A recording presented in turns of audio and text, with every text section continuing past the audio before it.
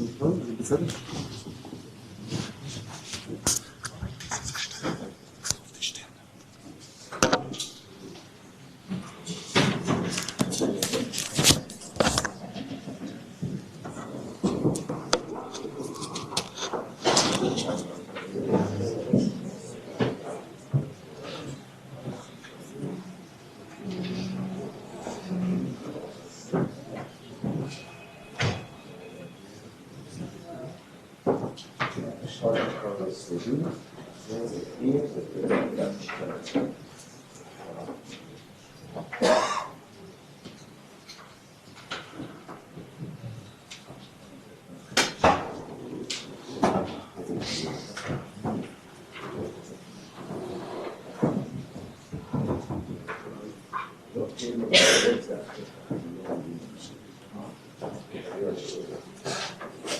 You know Tova, and you might have all the tape. I'll have a tape that he doesn't work without this. Outside is the outside.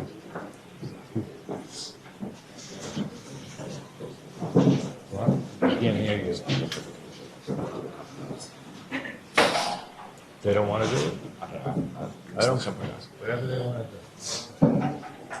Okay. This is wait a second. We have to tie it together. And tape them together. Go ahead. You need much more than that.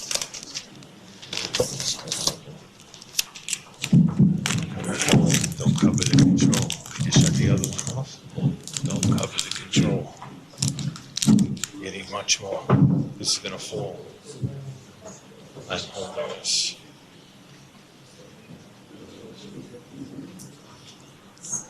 You got too good of a manicure. Can you, Rabbi, can you hold this for a second? Hold it.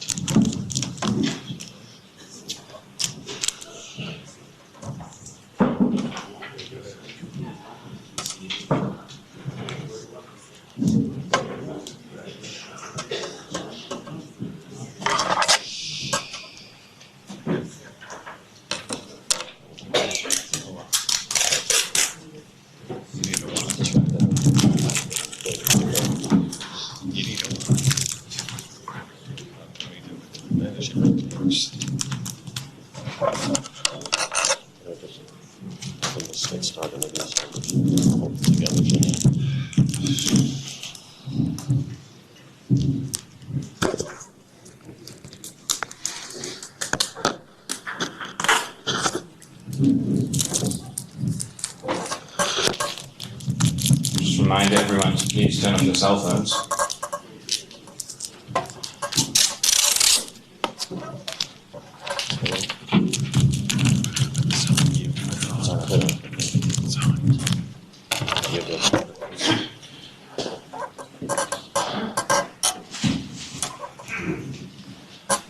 Begin with the Parak of Tehillim, Parak Tet Zayin.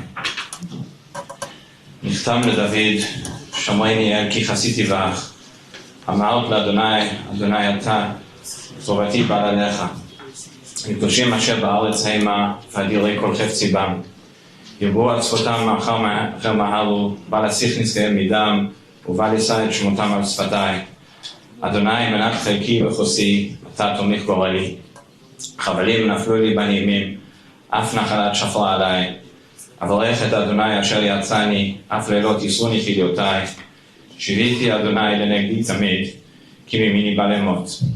לכן שמח ליבי ועגל כבודי, אף בשרי ישכון לבטח, כי לא תעזוב נפשי לשאול, לא תיתן חסינך לראות שחף. תודיעני על החיים, סוב השמחות את פניך, נעימות ממך.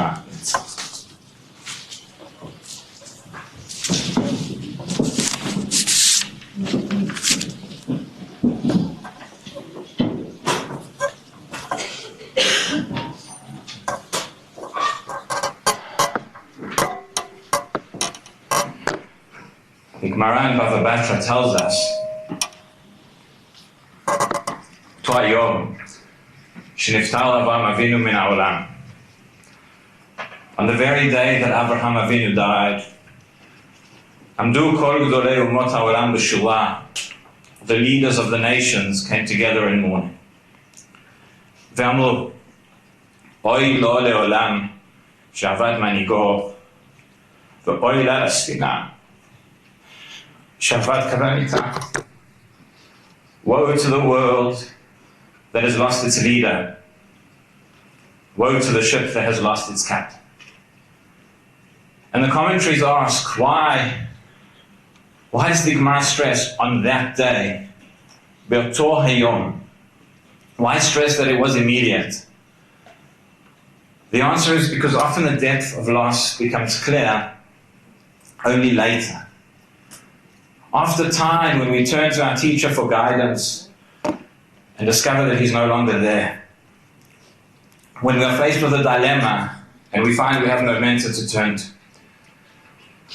But there are rare individuals whose greatness is felt at once. With Avraham Avinu, the world knew instantly what had been lost.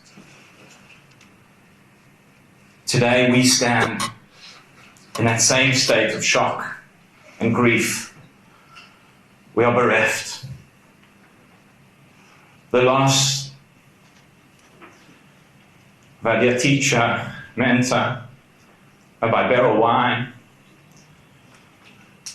is a loss first and foremost for his family, a loss for Beit Knesset Anasi, a loss for generations of Talmidim across the globe, and a loss for Klal Yisrael and indeed for the world.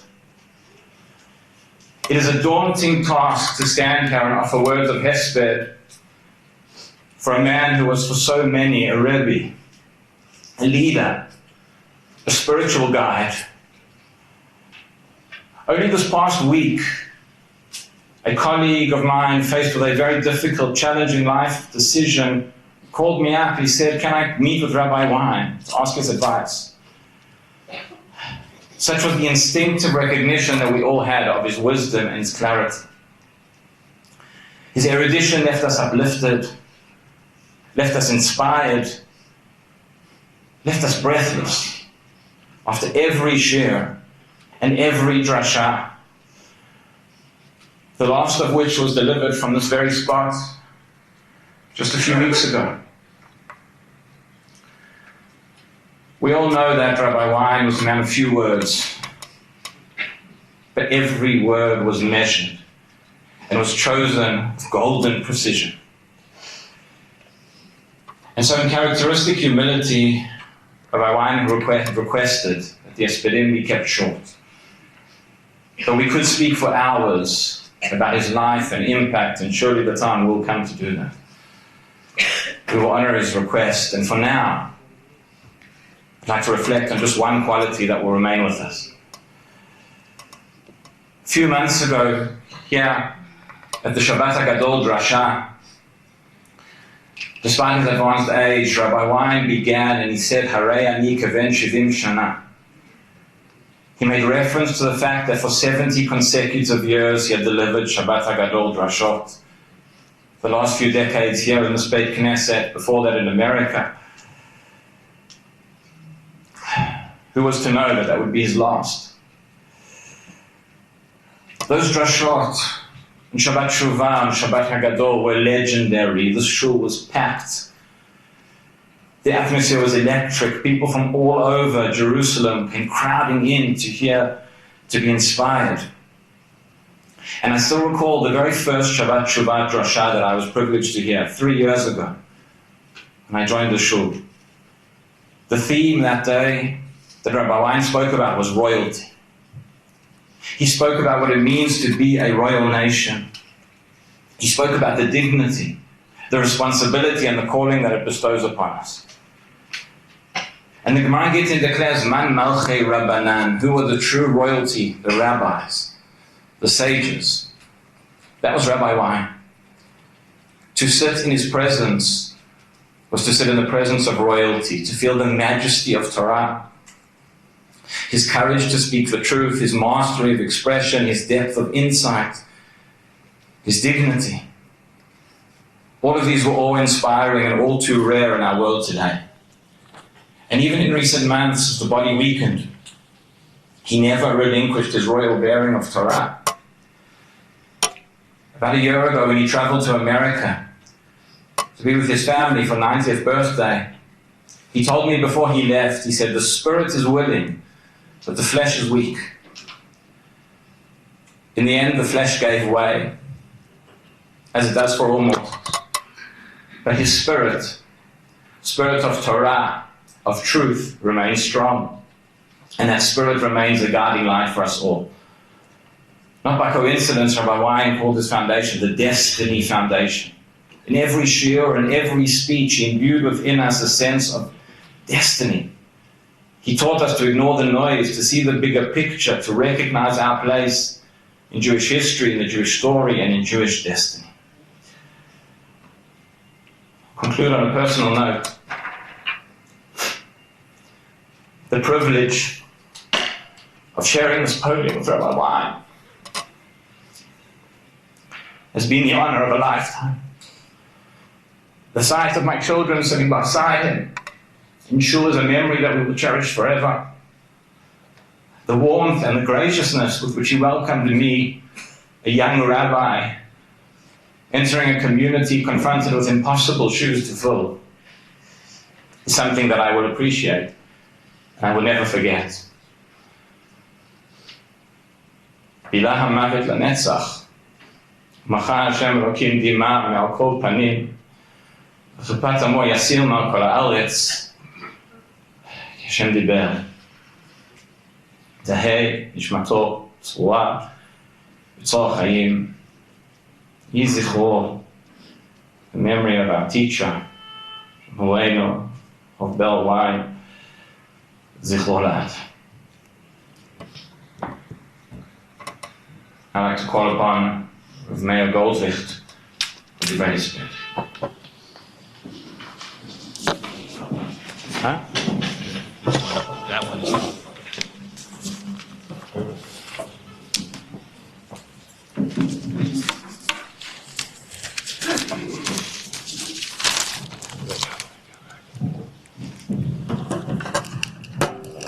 I have it. Sorry.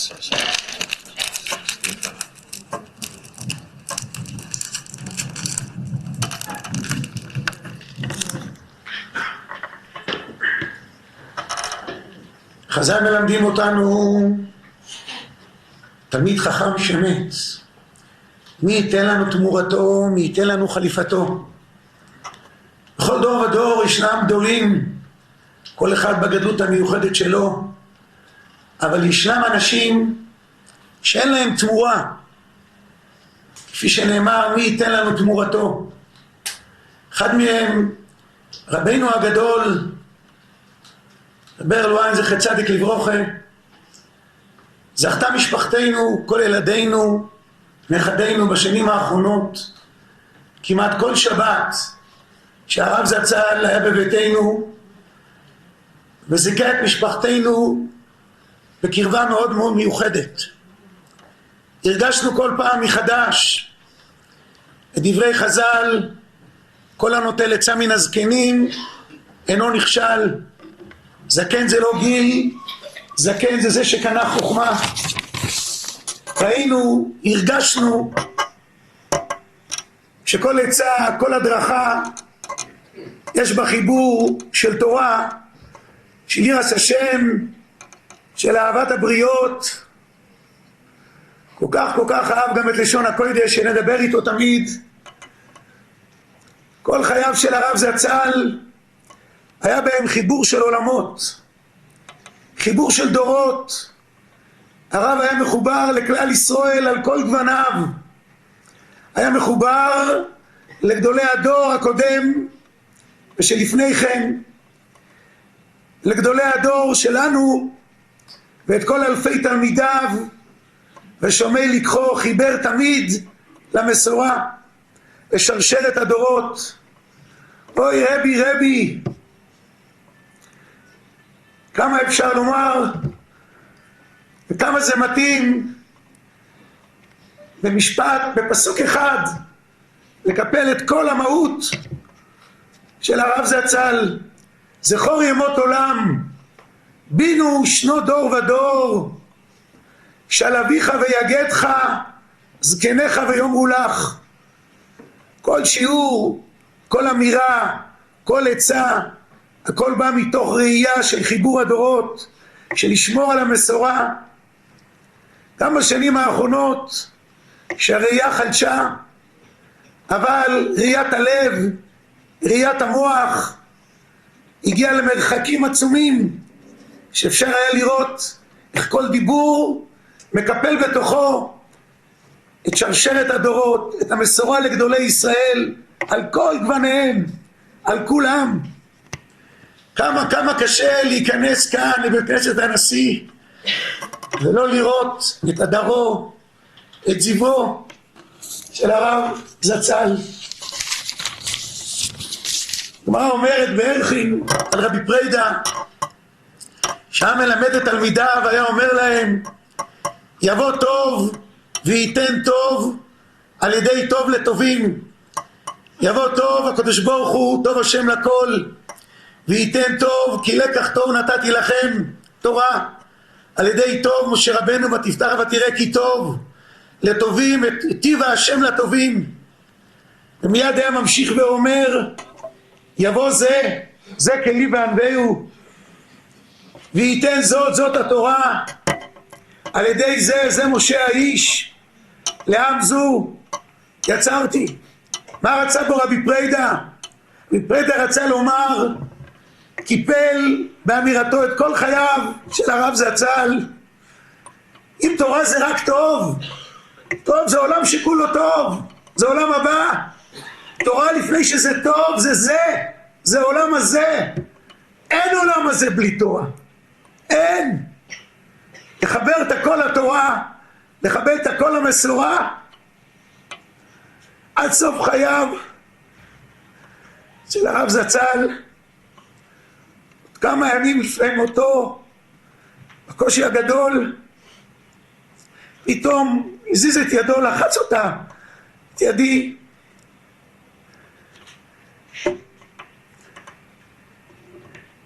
היה חד, היה שנון, תמיד הכל היה בבהירות ובמבט של כלל ישראל לאורך הדורות. עם כל ההוד וההדר שהיה באישיותו, היה צנוע בהליכותיו, האיר פניו לכל אחד, לקטן, לגדול, ראה תמיד את המעלות שיש בשני. ברל היקר, זכר צדיק לברכה, זכתה נשמתך ששבה ליוצרה בשבת קודש, פרשת עקב, שבת שבה התורה חוזרת וחוזרת עוד פעם ועוד פעם על מעלתה של ארץ ישראל, ארץ אשר השם אלוקיך דורש אותה, תמיד עיני השם אלוקיך בה, מראשית השנה ועד אחרית שנה. וכמה נאה, כמה ראוי לומר על הרב זצ"ל, אם ייתן איש כל ביתו באהבה, שאהב את ארץ ישראל, אהב את ירושלים, בוז יבוזו לו. השאיר את הכל מאחוריו, עולם מלא מעבר לים, ובא לאכול מפריה, בא לסבוע מטובה, הוא בא להמשיך ולגדל את כל שומעי ניקחו בכל העולם מקצה ועד קצה. תן הקדוש ברוך הוא ותמליץ בעד משפחתך היקרה, תלמידיך הנפלאים.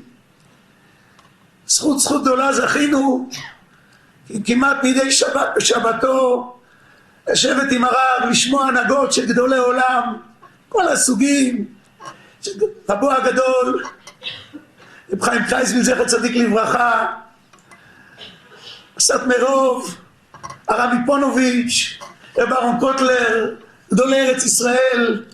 תמיד היה יכולת לראות מה זה גדלות של תורה, מה זה גדלות של ענווה, מה זה לא החזיק טובה לעצמו, כל חייו רצה רק להניב את התורה על שומעיו, להראות איך כל הדורות, הכל מתחבר ביחד. תן הקדוש ברוך הוא שאתה עולה עכשיו לישיבה של מעלה, ובמיוחד בשעה כזאת קשה שכלל ישראל, שמשה רבינו שולח את המרגלים לראות את הארץ, מה הוא אמר להם? היש בעץ, היש בעץ. אומרים חז"ל, אם יש תלמיד חכם שמה זה לא פשוט. עם כל זה מיתת צדיקים מכפרת. ללא ספק שאתה מכפר במיתתך על כלל ישראל. תהיה מליץ יושר על עם ישראל, על המשפחה, על כל תלמידיך היקרים, כל המתפללים בבית כנסת כאן, ששמעו את דבריך ביום ובלילה, בכל עת ובכל זמן. ונזכה באמת ויתקיים בנו במהרה בילה המוות לנצח, ומחה השם דמעה מעל כל פנים וחרפת עמו יסיר. ונזכה באמת ויתקיים בנו, יקיצו וירננו ישני עפר, ונזכה בסייעתא דשמיא בימים הגדולים הללו לראות בנחמת ציון ובבניין ירושלים מעתה ועד עולם.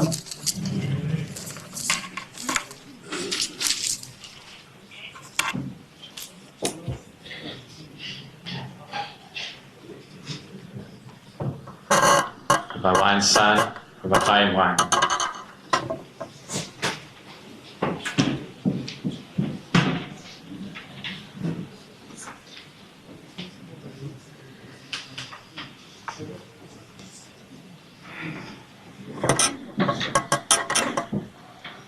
In keeping with the wishes of my father that he wanted to have spared him to be brief, I will keep my words short.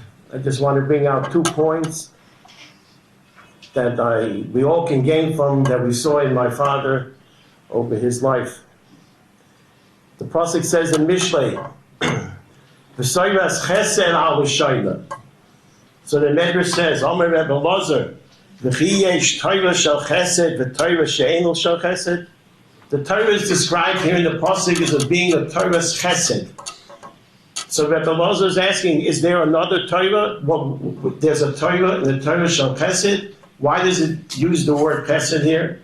So Rebbe Lozer says, if a person's lilmoid ulelamed, if a person learns himself and he gives over to others, zehu Torah shel chesed. But a person she'eino ela lelamed, the person, she'eino lamed, that he doesn't give over, he learns himself, that's Torah. So my father was zeicher to be a Torah's chesed. My father was zeicher to lilmoid ulelamed. We all know my father was a Talmud Chacham. He was Mechaber Svarim on Shas, on Chumash, and other Inyanim. Yeridea, he knew very well, but he was a Lalamed. He gave over. But my father was unique in that when he was growing up as a young American boy in the 1940s in Chicago, his Rabbeim that he had in the yeshiva were literature Talmidei Chachamim that came over after the war to Chicago. And they didn't speak English, and the boys didn't speak Yiddish. But somehow there was a connection there that lasted a lifetime. And my father was zeicher to take the end of the literature, the greatness of the literature yeshivas. He saw that throughout his years in yeshiva, and that's what he transmitted his whole life. He said, I'm giving over what I saw from my Rabbeim, which they got from Litta.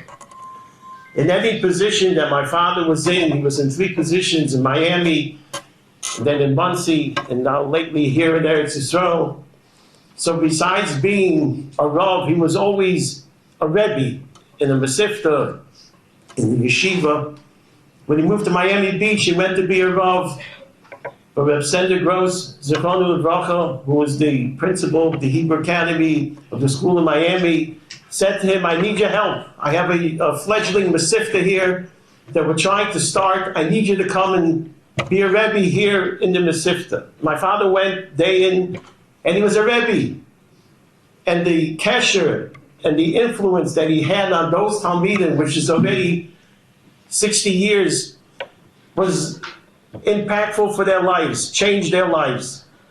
And afterwards, he came to Muncie. He opened up his own yeshiva, Shari Torah.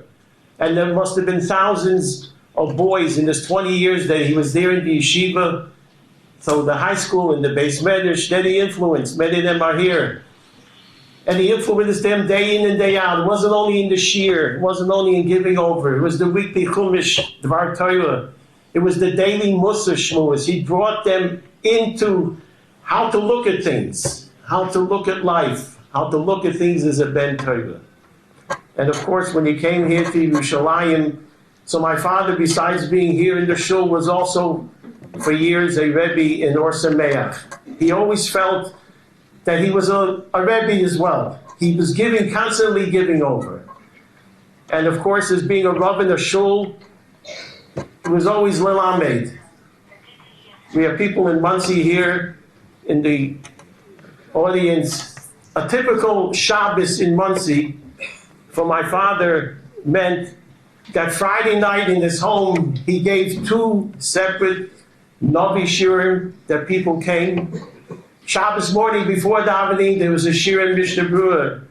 Shabbos morning after, he had said his drasha, obviously.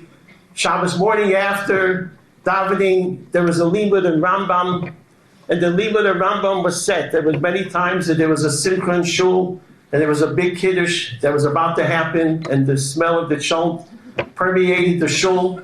But my father said, a kfiyas is a kfiyas. We're going to learn that halacha in the Rambam.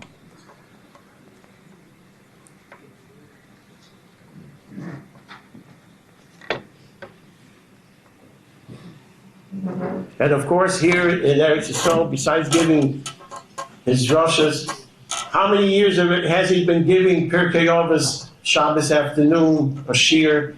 My father never got tired of saying on Pirkei Avos. He always had something new and innovative to say and to give over. There's a Baal Torah in last week's parsha at the beginning. Veschanan el Hashem, Moshe Rabbeinu was beseeching HaKadosh Baruch Hu to please let him go and to enter Eretz Yisrael. So the Baal Torah says that after all the tefillas that Moshe said, Moshe Rabbeinu said a lashon, according to the Baal Torah, Chizakti es Yisrael. I inspired, I gave Chizuk to Klal Yisrael. Ulai Yerachem Olai. B'Bnei Shel, maybe you'll have Rachmanis on me. That was his final. After Yetzias Mitzrayim in Kabbalah HaTorah and the 40 years in the Midbar, after everything that he tried and the discussion that Moshe Rabbeinu had, at the end he said, but Chizakti es Yisrael. I was able to have Chizuk b'Mechazik Klal Yisrael. If you can sum up in a few words what my father's mission was, Chizakti es Yisrael. He went and he inspired people. How many thousands and thousands of people have been influenced and been mechuzik from his tapes? Tapes, who knows what tapes are? From his series on history. That he opened the eyes of so many people and he brought Emuna in. I was always amazed as I went, traveled here and there. People came over to me, they said, what's your name? So I would say my name. So they say, oh, are you related to Rabbi Wein? So with pride I said yes. And they said, always different stripes, all different types of people. They would always say, you should know, I listened to your father's series on history, or I listened to your father, his Chumash series, or I read his books. His reach was worldwide. Chizakti es Yisrael. He came to be Mechazik Klal Yisrael. And my father was given a koyach, a talent, from Ribbono Shalom. He was a tremendous speaker. He was a tremendous orator. And my father used that koyach for that. My father used to go all over the world. If he was asked, he was able to do it. He went all over the world to speak to Yidden, to go and be Mechazik Yidden. And especially now it's coming up, for example, Elul, my father told me that he made much more of an effort. That even though during the year if somebody called and he was too busy, he couldn't, he had a reason not to, Elul, he went. My father had a kfiyas that every year he went to Memphis, Tennessee, he went to San Antonio, Texas, he went to these far out places to speak to federations, to speak to non-affiliated, non-religious Yidden, to try to be mechazik them. And of course throughout his life, he spoke wherever he was constantly saying, Chizuk the Klal Yisrael. I often get asked, especially in the last few years when there's been so many world events, people come over to me, they say, what does your father say? What would your father say now? What's going on? Explain it to me. He had this great koyach that people looked at him and they were inspired by what he said. On behalf of the family, I just wanted to thank the doctors who were very helpful at the end, Dr. Simons, Dr. Levitt, Dr. Prowers. I want to thank Avi Steinhertz. I want to thank the aides, the Metaplin who came and took such care of my father. And I want to thank the people here in the shul. You opened up your hearts and your houses to him. You drove him to shul, you drove him back to shul, you brought him in a wheelchair. You made sure he was able to go shopping. You gave great care for him. But most importantly, this shul has the schus in my father's eyes of being the vehicle that brought him to his lifelong dream of being a Rav in Eretz Yisrael in Yerushalayim. So to that, we are very grateful. Bilam Moritz and Netzach and Mocha Shendima Me'al Koponim V'Neimon.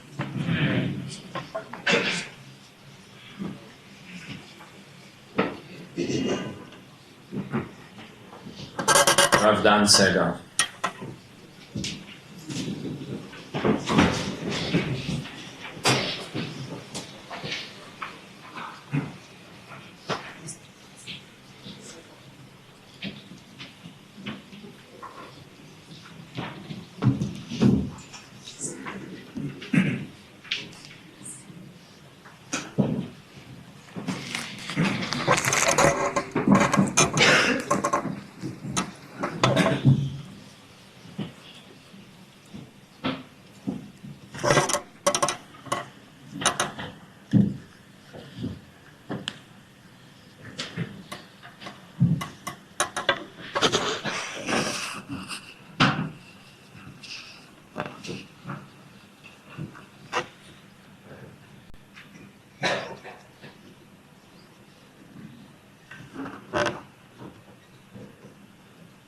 קשה לי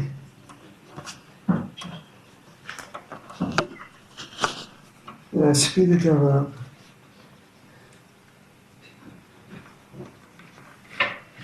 מאחר הוא היה אישיות כוללת. ברוך הכישרון והמתחוכם אמיתי. וכמו שאמרו קודם, היה גם ליבו וגם אוזניו, ולכולו היה ער ופתוח לכלל ישראל. ייחד בקרבו את התלמיד חכם הגדול, את האפשרות לדבר אל כל אחד באשר הוא שם, לפי מדרגתו, לפי מה שהוא צריך. הוא לא חיפש אף פעם להביע את עצמו, אלא רק מה שצורך השני.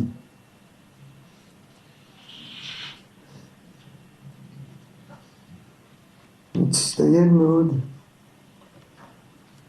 באהבה של ארץ ישראל,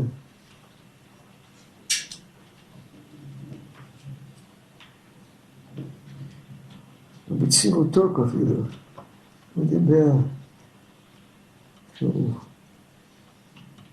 משתוקק שלא יביאו אותו מחוץ לארץ,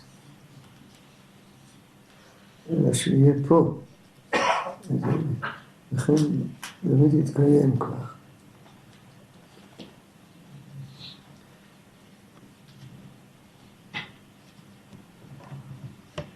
בחן המיוחד של דבריו, הוא יכל לדבר על כל אחד. הוא לא היה מוגבל.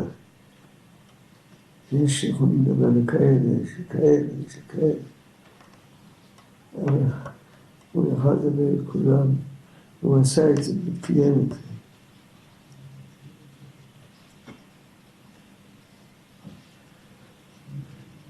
הוא זכה לזכות את הרבים, שזה מהדברים הכי גדולים, כמו שחובת הלוות אומר. הדבר הגדול, לזכות את הרבות. הוא לא חס על שום דבר, לא היו מגבלות, לא כלום. כשנגיע, כמו שאמרו, לחזק יהודי, אז הוא היה אוזן קשבת. הוא לא חס על שום דבר.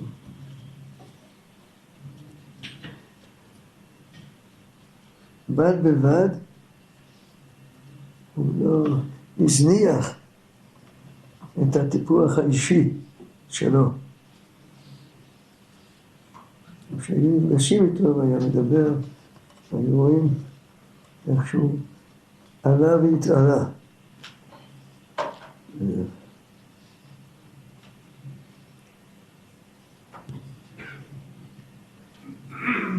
הפסד גדול ליהדות החרדית בפרט, לעם ישראל בכלל, ובעיקר לאנשים מכל אמון, שנהנו ממני מלבד הדבריתי עצה ותושייה.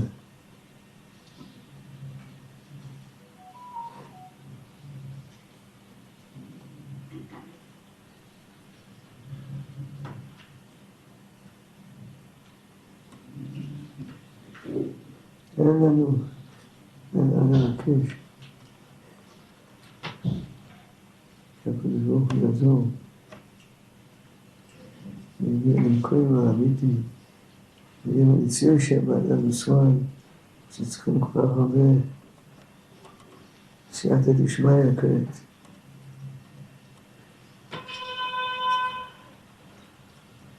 כשם שממליץ פה טוב עלינו כך ממליץ לו עלינו שם והביא לעמוד שנצח ומוח השם דימו פה ולא יאמר.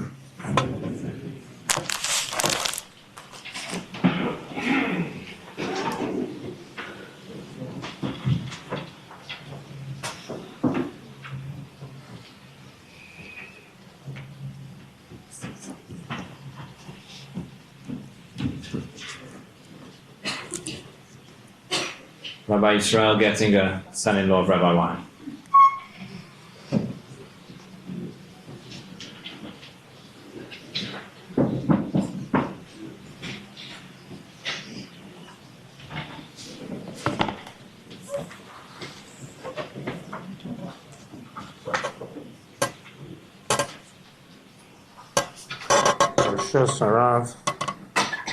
I do not feel qualified to share with you an appraisal of the greatness of my revered father-in-law. I knew him for a long time, not just as a son-in-law for approaching 50 years, but even before that. His greatness, I think virtually everyone in this room knows, so why do I need to repeat it to you? You all know about how great a speaker he was, how great a Torah scholar he was, how great an historian he was, and he would say he's not an historian. You even know about his sense of humor, and you know about his kindness, and you know about his listening ear. So I don't need to say any of that to you. And I would imagine many of you have heard him speak many times, in many formats, about many different subjects. What I would like to share with you, though, is perhaps one facet of why he was so successful.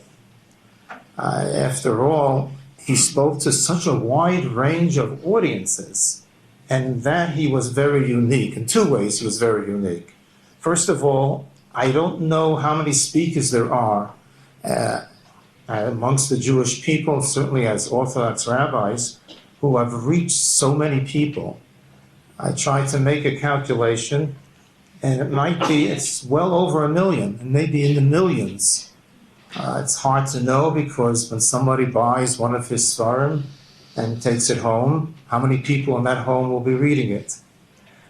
But certainly he reached a huge number of people we can know that just from the sale of the items that were distributed that he authored. So a man who was able to speak at a Gudas Yisrael convention and also to people who were not at all religious, what was the quality that he had that allowed him to be so successful? And I'll tell you there may be many qualities, but I'll share one with you that we can hopefully emulate. In yesterday's parsha, we had the mitzvah of Birchas Hamazon, V'ochalta v'savata uveirachta, and the mitzvah d'oraisa of being mevorach Birchas Hamazon after a meal was made up by three authors initially. The first one, Moshe Rabbeinu for the first bracha, then Yeshua, and for the second bracha, and the third bracha, which was David and Shlomo. For about 1,000 years, those unit of three brachas, that was Birchas Hamazon, Min HaTorah. And to this very day, it remains that way.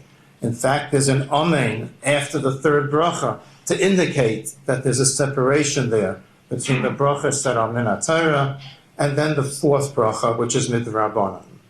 That bracha was added after the 1,000 years of recital of the first three. And the bracha was added because of something that happened to Klal Yisrael.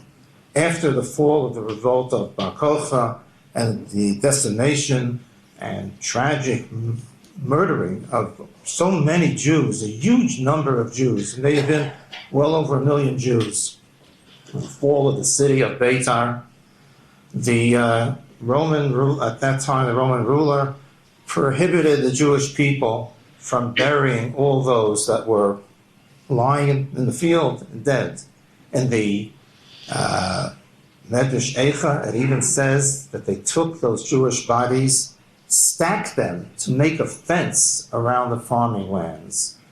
And for 7 years, they used the blood of those Jewish martyrs to fertilize their fields. Hamas is not new at perpetuating cruelties on the Jewish people. And after 7 such years, a miracle happened the whole time.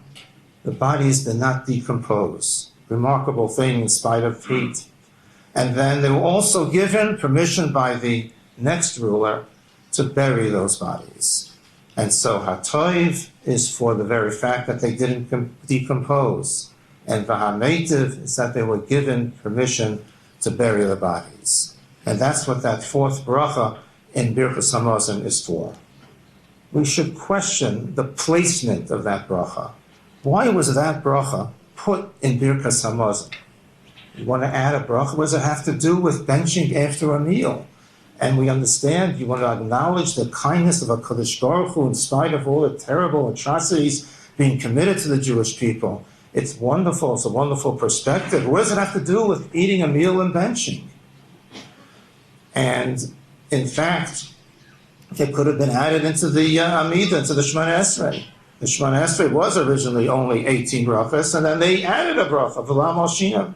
So if this is an important bracha to add, put it in Shemona Esrei. But no, it was chosen to place it after you eat, and now you're benching. Perhaps we can understand the placement by taking a look at a Chazal, which is a Gemara in Brachas, about the third of the 3 brachas in the Birkas Kohanim. Yisa Hashem panav elecha, where the simple understanding of the pasuk is that you want a Kadosh Baruch Hu to do favors to us. And the Gemara says that the Malachim challenge that. If he masav panim yesh bedava. HaKadosh Baruch Hu yourself, you said otherwise. You said Asher lo yisaf panim v'lo yikach shoichat. So how can you say that HaKadosh Baruch Hu is asking to please do favors for us? And HaKadosh Baruch Hu, Kaviyachol, responds. And he responds to the Malachim and he says, V'chi lo yasaf panim. How can I not do favors for them? Ani amarti v'achalto v'savata. When I gave them the mitzvah of Birchas Hamazon, it was only under the circumstances that they eat and they are satiated, they're full. Then I say to them, don't say koichi v'oitzim yadi asaliyas kol ha'chayil hazeh, but remember where it came from. Bench. Don't leave the table without benching. But if chas v'sholem, it should be a situation where, in fact, the person is still hungry, and we should not know from that. But there are many times when Jewish people were hungry. In Megillas Eicha, there's a pasuk, Toivim hoyu chalei cherev mechalei rav. It was a better fate that met those who were killed by the sword than those who lived through famine. Very painful. And so therefore HaKadosh Baruch Hu said, only if it's v'savata do I demand that you remember me. If you're still hungry, I can't ask you to do that. But Teheina chmiru atzmam. Klal Yisrael said otherwise. Klal Yisrael said, we will be machmir. And even if we only have a kazayas, we will also bench as well. Yes, we're still hungry. Our needs have not been met fully. But nonetheless, we did have a kazayas. We have to thank HaKadosh Baruch Hu for that. And therefore, we can demand favors from HaKadosh Baruch Hu because we're, so to speak, in modifying the mitzvah and saying, even if it's not Pisavata, so therefore HaKadosh Baruch Hu will return the favor to us, Midah Keneged Midah. The ability to see good within a tragic situation or any situation is perhaps the Midah that my father-in-law ultimately excelled in. He was able to see good in everyone. And I think that many people appreciated that. He was able to see greatness in everyone. In fact, if people call him an orator, it's an English word, but I don't think it really describes him in the way he used to communicate. I wouldn't even use the word darshan either, because one of the, I say, distinctive features of the way he spoke, it was like a discussion, a round table discussion that was happening. And I think people appreciated that. No one was yelling at them. And in fact, they felt almost, you might say, part of the discussion. And so that ayin tova that he had served him in very, very good stead. He was an ish shalom, avoided machlokes wherever possible. And again, because he was able to see the good, the ayin tova. In case you all think maybe he was meek and mild-mannered, and therefore didn't want to get into any machlokes and only saw good and never could see anything, I'll share you a story with you. As the Gemara says, B'didi ha'va'uza. It was right after I got married, and many people were kind and gave us wedding presents. Oftentimes, they gave the wedding presents in an envelope that they gave to my father-in-law. I'm going through the envelopes, and there's one there that I don't recognize the name at all. And it was from a business, did not recognize the signature. And in fact, he wasn't even invited to the wedding. It was $400. In 1976, $400, I can tell you what it bought from the caterer. It bought 25 place settings, at the Statler Hilton. So whatever it was certainly a very sizable gift. Not recognizing it and wanting to thank the person, I went to my father-in-law and I showed him the check, and I said, "Who is this person?" And he looked at it and he said, "That's not for you. Give it to me, I'll take care of it." He took the check, and I was overcome with curiosity, and I asked him later, "Who was that check from?" Well, at that time, he was the head of the Kashrus division of the OU. And the check came from a company, a couple of hours outside of New York, that had the OU certification.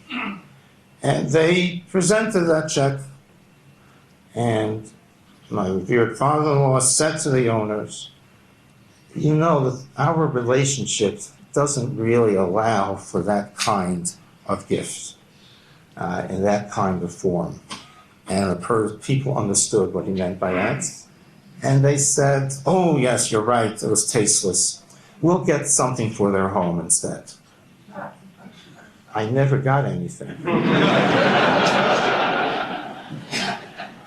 And Rabbi Wein's ayin tova, his discerning eye, was so good and so well understanding of what was really meant of shoichad. And in fact, it was but a couple of years later that they lost their hechsher. The ayin tova can mean seeing good and also a good discerning eye. He had that, and he used it very, very well. And therefore, during this period of time when Hespedim will be taking place, if I may be so bold, I'd like to suggest just telling stories, all kinds of stories, it's really nostalgia. What does it have to do with us? We should really, however, think about it in a way that we can emulate his good deeds. And an ayin tova is something that we can all emulate in both ways, in discerning and seeing the good, and in discerning when seeing when indeed it would be a weakness if we went along with what somebody else's plans were. May HaKadosh Baruch Hu grant that he serve as a Me'eletz Yosher for his family, for all of his descendants. He merited having, Baruch Hashem, many grandchildren. The great majority of them are all in Klei Kodesh, over numerous communities outside the New York area included, and also many great-grandchildren as well. May he also serve as a Me'eletz Yosher for this shul that he really, really appreciated and really welcomed all of the cover that was given to him and the care and concern. And finally, may he be a Me'eletz Yosher for Klal Yisrael, specifically for Eretz Yisrael. He had a tremendous ava for Eretz Yisrael. It was really, I say it openly, I probably disappointed him that I never moved here. And he never gave up hope in trying to convince me to move here. May HaKadosh Baruch Hu grant that he serve as a Me'eletz Yosher, and that we think of him in such a way that we are inspired to emulate him, and thereby he will live on for all eternity. Tehei nishmosei tzarura b'tzrar hachayim.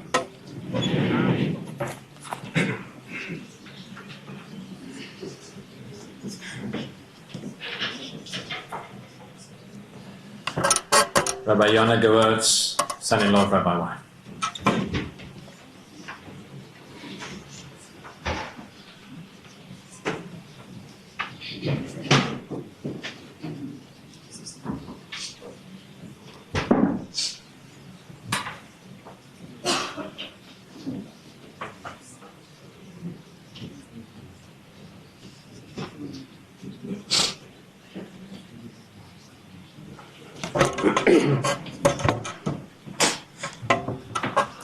As was mentioned, I'm a son-in-law. Was zocha to be a member of Rabbi Wein's family for close to 45 years. And what a schus it was. We all had different relationships with Rabbi Wein. Some were members of his shul, some were talmidim in his yeshivas, some were people who asked for eitzah. Thousands upon thousands of people who learned from him through books and various electronic media. And we all marveled at his talent, his wisdom, vast knowledge. As a member of the family, we in the family also loved him dearly, as you would expect. But what I've always found interesting is that all the other people, the congregants, the students, those he mentored, they also loved him dearly. I've had teachers over the years, some of whom I respected greatly. Very few did I love. I've been members of synagogues over the years. I respected rabbis. Very rarely did I feel any love to them. What is it about Rabbi Wein, about Daddy, that made him so loved by everyone? I'd like to tell you a small personal story. It's not in any of the books. When my own father passed away, I had just been released from the hospital. I was convalescing at home. The Levaya was over 700 miles from my home. I couldn't go to the Levaya.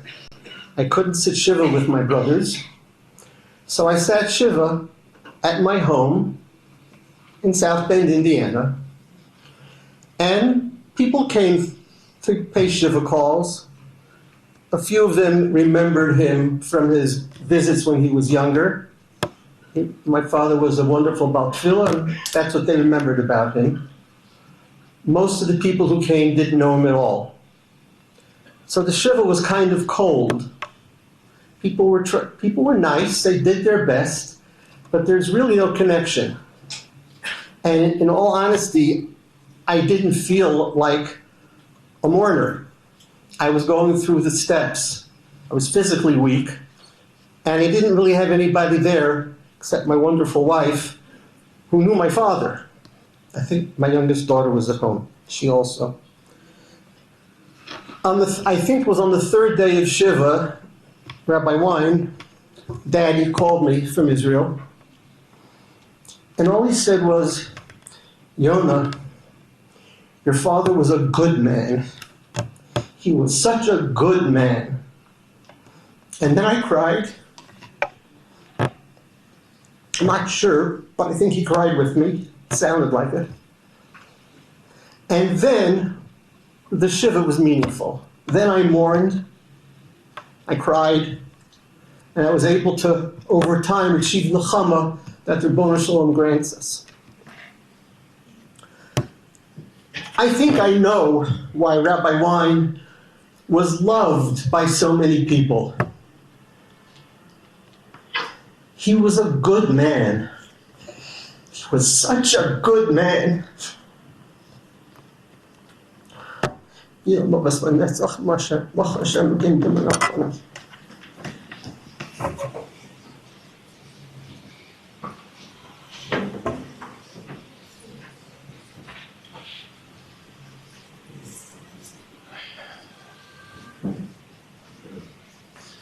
My Moshe Teitelbaum, son-in-law of Rabbi Wein.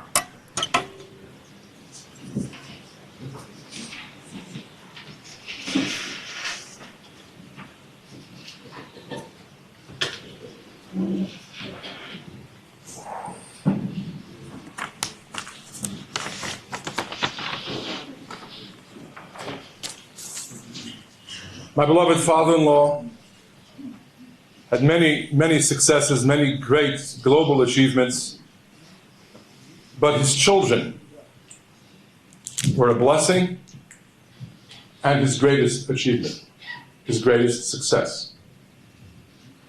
And that's because of his encouragement, his constant support. He remains an underpinning of anything that we might accomplish here in Shamayim. It's all with the girders, the structure, the steel, literally, that he put into us and into our children, his grandchildren, and great-grandchildren, who learn to know him and appreciate him. And as was just said, the love that they all have and feel for Zaidi, for Elta Zaidi, thousands of miles away, now for so many years. Awesome how he could be with us from so far away. Something very special. Am Yisrael, the most blessed people, a people who used to have Nevi'im by the hundreds, by the thousands, the Gemara says. What happened to us? No Nevi'im, no prophecy. It's not only sad, arguably, it's unfair. What happened to the pasuk in the Torah? HaKadosh Baruch Hu says, Navi mikirbecha me'achecha kamoni yakim lecha Hashem Elokecha. I'm going to rise up for you great men, prophets, Nevi'im, will tell you all about who you are, what you need to be. What happened? No more. 2,500 years. What happened to Navi mikir b'cha me'achecha kamani yakim l'cha?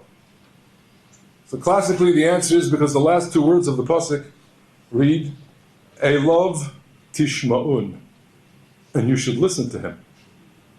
And if we didn't, we had no Nevi'im any longer. Perhaps there's another answer. Warren Baba Basar Yud Beis tells us, Chacham adif min Navi. An astounding statement. Chacham, a great wise man of Torah, is superior to the prophet, to the Navi. How so? Rishonim say, because of what they are able to do and know and understand. Yes, the Navi is told what to say. The Navi is told what needs to be given attention. What it is that Am Yisrael might experience if they do or don't listen at this point in time. But how to say it? How should it be accomplished? How should Am Yisrael, quote unquote, get there? Chacham knows how to say it. So it's Chacham Adif Minavi.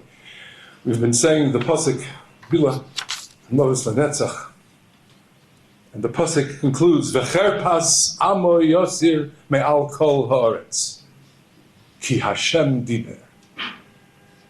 That any degradation, any diminution of the cover of the Jewish people should be uplifted. We should have that taken off of us. Any shame that the Jewish people ever had experienced through these thousands of years, lift it off, take it away. Rabbi Wein was born just a few years before the point in time in which the cherpa of the Jewish people unfortunately reached its greatest tragic depths. And somehow he knew, and he was sent by HaKadosh Baruch Hu, cherpas amo yasir, how he's lifted up generations, how he's taken away any sense of shame, how proud we are because Ki Hashem Diber. But it wasn't the Navi. No, it wasn't. Chacham Adif Min Navi. Therefore the Cherpa that was, now we are a proud people. How many people are mitgaim in Yahadus, in Torah, in mitzvahs, in being a Yid? Ki Hashem Diber. Because this Chacham was Adif Min Navi. Personally, I just want to say thank you.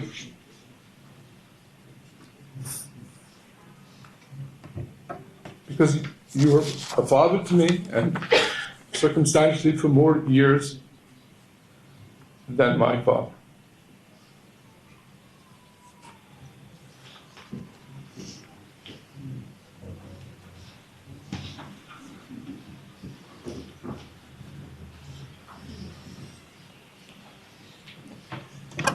Ezra gehört Rabbi Wein's Grenze.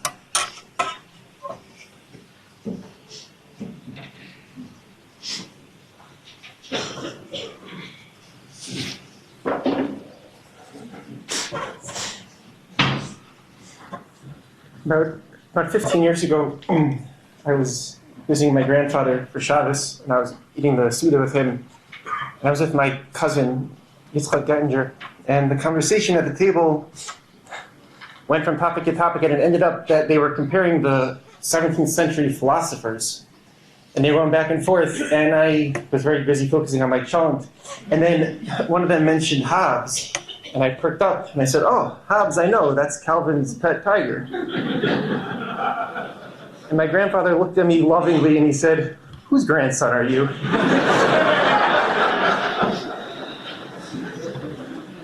The answer is, I'm the luckiest person in the world because I'm Ziggy's grandson.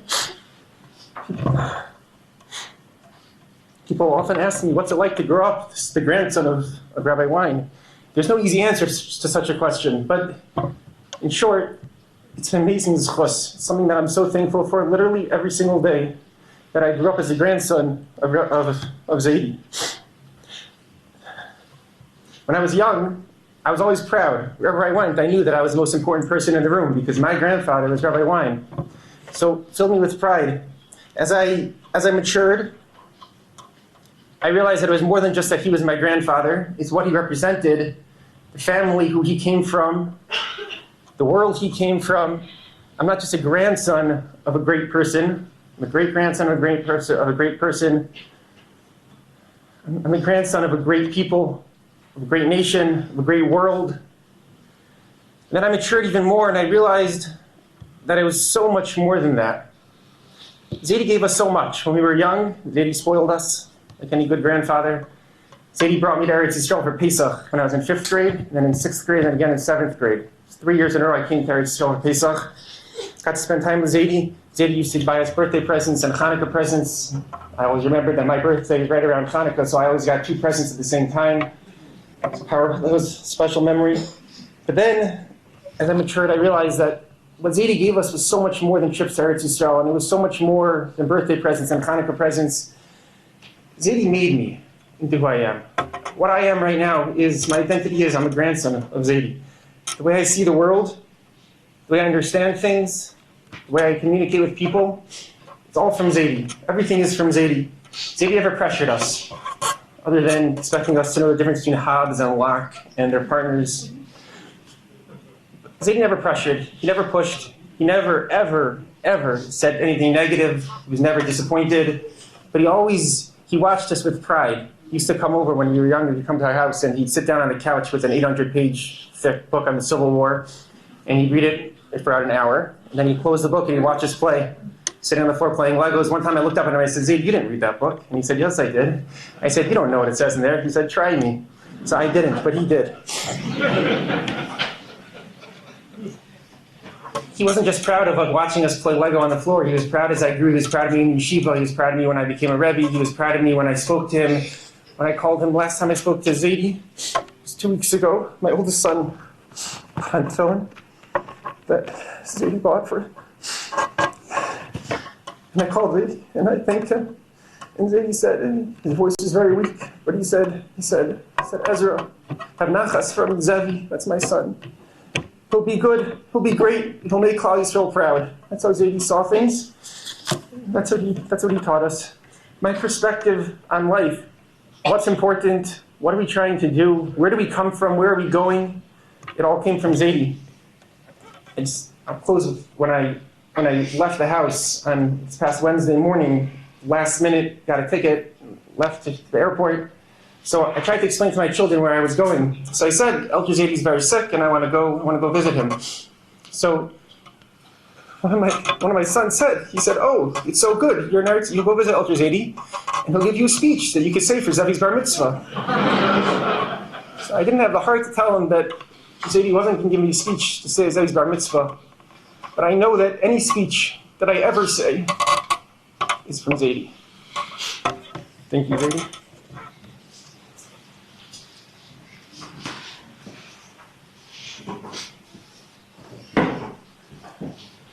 Final hesped this morning, Noam Herman, lifelong Talmud of Rabbi Wein and a close family friend.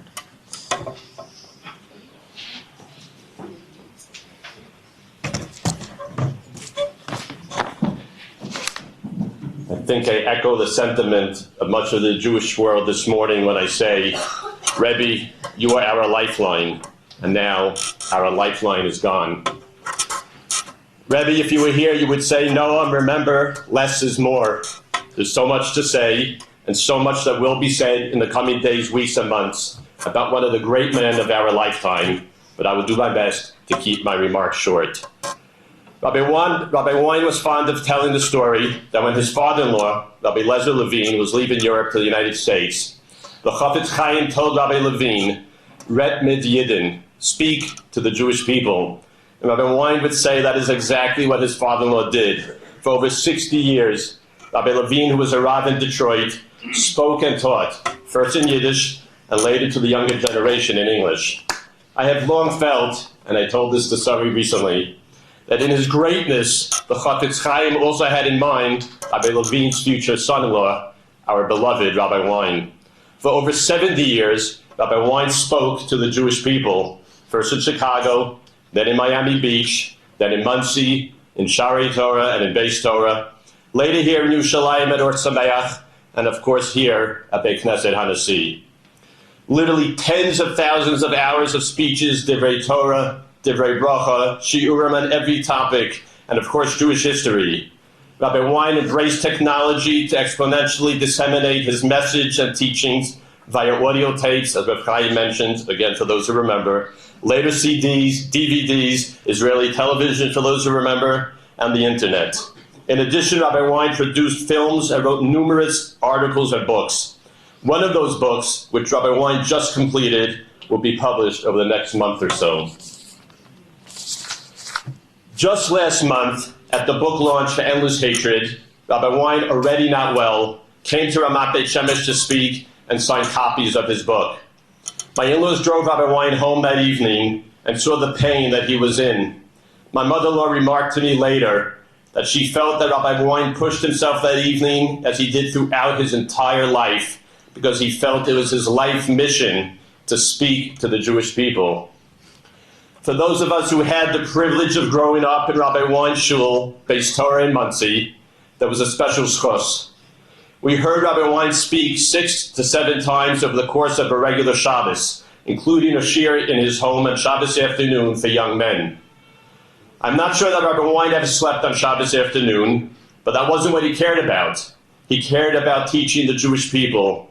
He cared about and believed in the youth in the shul and his talmidim from the yeshiva. He cared about his balabatim. Rabbi Wein didn't care or have time for his own kavod. If you said to him, what does the Rosh Yeshiva want? He would say, you should go find him and ask him. On Simchas Torah in shul, Rabbi Wein didn't want Chassan Torah. He really didn't want anything. But he said, if you're going to buy me something in the auction to raise money for shul, for tzedakah, please buy me Kohen Arim.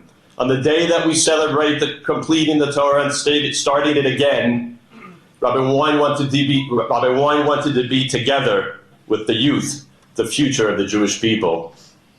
On Shabbos day in Beis Torah, Rabbi Wein would speak after Musaf. For many years, he learned from the Sfarim of the Rambam. The bookshelves of the shul were lined with the Rambam's Sfarim, reflecting Rabbi Wein's own hashkafa, a rational, thoughtful, derech hachayim that he so deeply identified with in the Rambam's writings. In my view, it was that hashkafa, that derech hachayim, authentic and deeply human, that drew Jews from every corner of the world to Rabbi Wein and made them feel at home in his presence. When asked which figure from Jewish history he would most want to meet, Rabbi Wein answered without a moment's pause, the Rambam. Years later, he would produce an animated film on the life of the Rambam. Along with our beloved Jackie Alaz Shalom, Rabbi Wein led Beis Torah for 25 years, touching countless families. My twin brother Daniel and I, along with so many of the boys who grew up in Beis Torah, had the privilege of having Rabbi Wein speak at our bar mitzvah many years ago. And Tova and I had the special privilege of having Rabbi Wein under our chuppah as our Mesadeh Kedushin. Rabbi Wein was so proud, especially of the intra-Beis Torah couples. Rabbi, you knew 6 generations of our family, and I could say, and I believe many of my friends from Beis Torah feel the same way, that there is no one outside our family, outside our parents and our grandparents, who had the same impact on our lives as Rabbi Wein and Jackie did.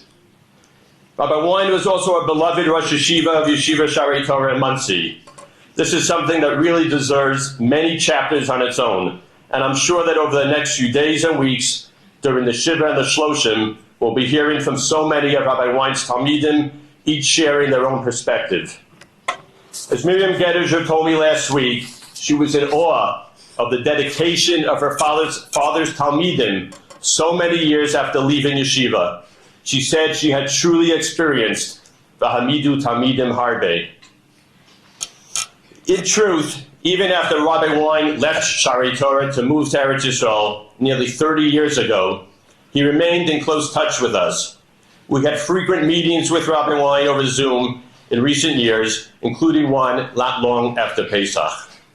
Rabbi Wein always finished the calls and he always knew when you always knew when he wanted to finish those calls, by telling us he loved each one of us and he was proud of us. He took genuine joy in the Rabbanim and the lay leaders across the United States and Israel, whose growth and development he had helped shape. Rabbi, I will sorely miss our weekly Shabbos phone calls, including one just earlier this month. They usually lasted about half a minute, actually a lot less. But you knew how much you meant to me, and I always knew that you were the one who saw the potential in me and my friends when we were growing up in shul and in yeshiva, and who helped us become the people that we are today. To our dear, treasured Greater Wein family, the Gettingers, the Weins, the Gewurzes, and the Teitelbaums, children, grandchildren, and great-grandchildren, and your spouses. Thank you for sharing your father and your grandfather with us over the good many years and with the Jewish people. We're forever grateful. Miriam, of Chaim, Dina, and Sari, the road ahead without your father will not be easy. But as he always said, in his ever-present optimism, it will be good. Bezrat Hashem, it will be good. Thank you.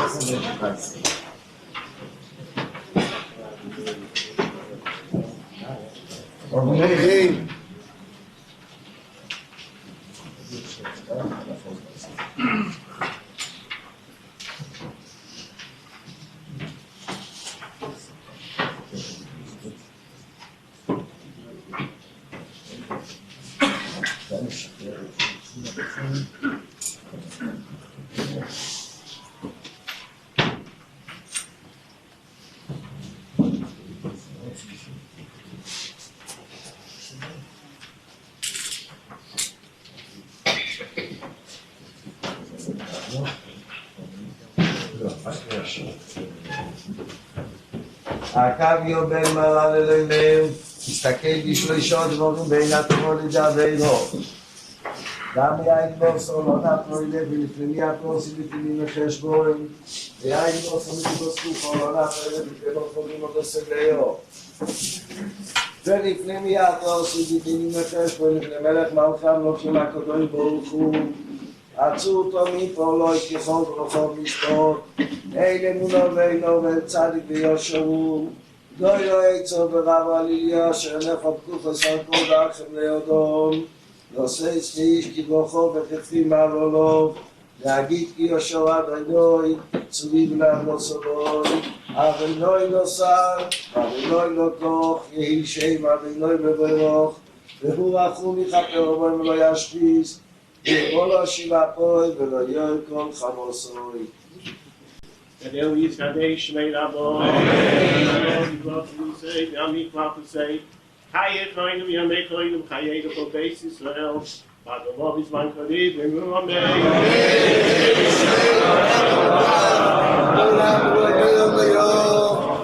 Anach Yisabach, Yisrael, Yisrael, Yisnasei, Yisadov, Yisalev, Yishalom. Shemei Lekudisha, Berivu. V'yedlo Mikol B'chosov, V'shigosov, Tush B'chosov, V'nechem Osov. Damiron b'yomov, Emu Amen. Ein Shlom Rabbi min Shemayo v'chaim.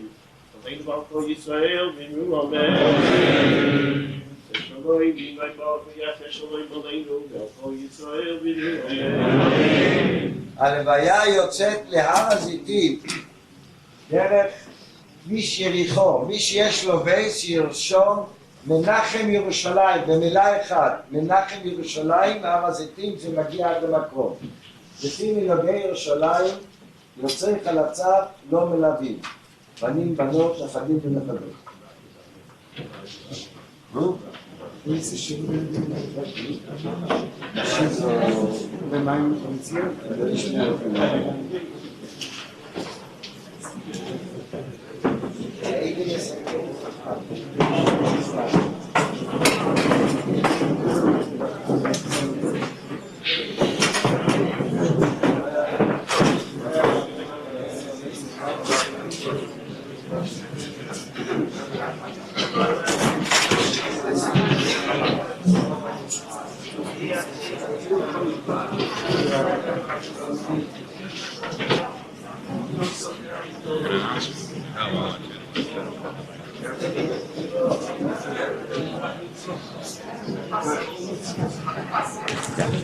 There will be two buses traveling to the Quran Har Zaitim for men only. The buses will be leaving from the corner of Ibn Ezra and Chov Kakab.